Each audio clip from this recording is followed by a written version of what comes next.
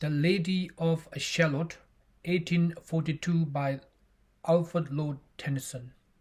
On the either side the river lies, long fields of barley and of rye, that clothe the wool and meet the sky. And through the field the road runs by, to many towards Camelot. And up and down the people go, gazing where the lily blow, round an island there below, the island of Shalott. Willow whiten, aspen quiver, little breeze dusk and shiver, through the wave that runs forever, by the island and the river, flowing down to Camelot. 4 great walls and 4 great towers overlook a space of flower, and the silent isle embower the Lady of Shalott. By the margin willow vale slide the heavy verge trail, by slow horses and unhill the scallop phaeton silken sail, skimming down to Camelot. But who hath seen her wave her hand, or at the casement seen her stand? Or is she known in all the land, the Lady of Shalott? Only ripper ripping early, and among the bearded barley hear a song that echoed cheerily from the river winding clearly down towards Camelot.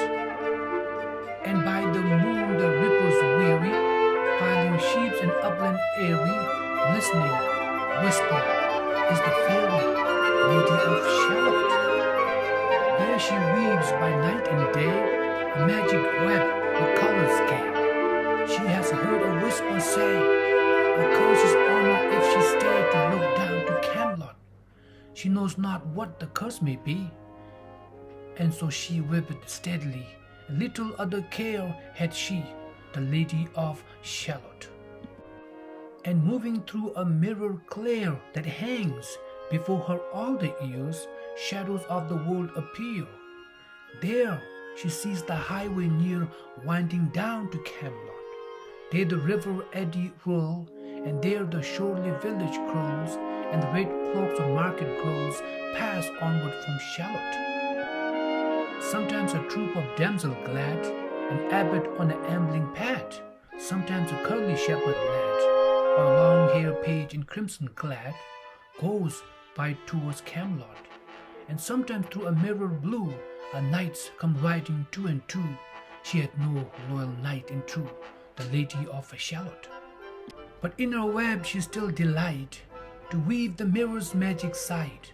For often through the silent night a funeral with plumes and lights and music went to Camelot. Or when the moon was overhead, came 2 young lovers lately wed.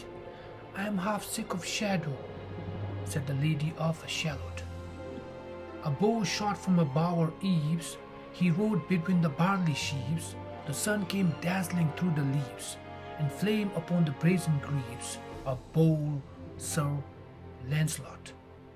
A red crossing knight forever kneel to lady in his shield, that sparkled on the yellow field beside remote Shalott. The gamy bridle glitter free, like to some branch of stars we see hung in the golden galaxy. The bridle bells ring merrily. As he rode down to Camelot, and from his blazoned baldric slung a mighty silver bugle hung, and he rode his armor rung beside remote Camelot. All in the blue unclouded weather, thick jewel shone on the saddle leather, the helmet and the helmet feather burned like the one burning flame together. As he rode down to Camelot, as often through the purple night, below the starry cluster bright, some beaded metal, trailing light, moves over still Shalott. His broad clear brown in sunlight glow. On burnished hoops his war horse trod, from underneath his helmet flow his coal black curls as he rode. As he rode down to Camelot, from the bank and from the river he flashed into the crystal mirror. Tira Lera by the river, sang Sir Lancelot. She left the web, she left the loom, she made 3 paces through the room, She saw the water lily bloom. She saw the helmet and the plume. She looked down to Camelot. Out flew the web and floated wide. The mirror cracked from side to side. "The curse is upon me," cried the Lady of Shalott. In the stormy east wind stirring, the pale yellow wood were waning, the broad stream in its bank complaining, heavily the low sky raining, over towards Camelot.